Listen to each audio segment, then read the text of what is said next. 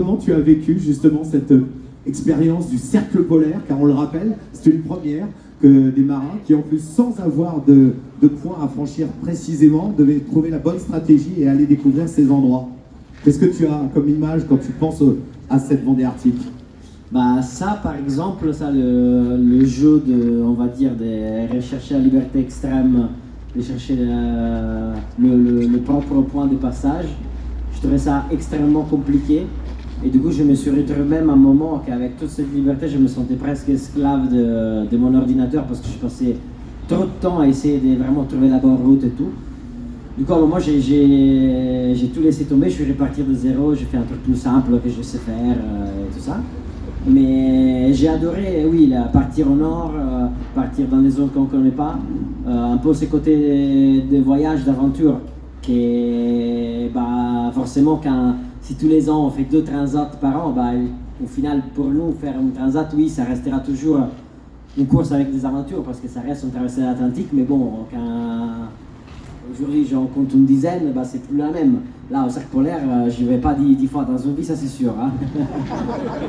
Cette luminosité dont on parle, des paysages absolument incroyables que personne n'avait jamais vus. Est-ce que c'est ton cas aussi? Tu as des ouais, c'est très étrange comme sensation, parce qu'il y a cette luminosité qui part jamais. Et en plus, tu distingues pas bien la mer avec l'air, parce que tout est un peu brumeux.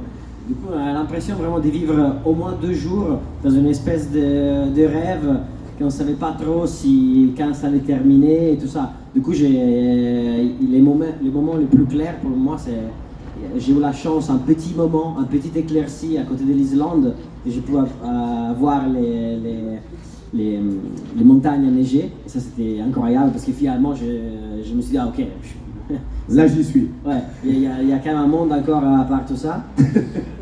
Et puis finalement, quand on est redescendu au sud, et la météo, effectivement, elle a changé, le ciel a commencé à changer, la couleur de l'eau.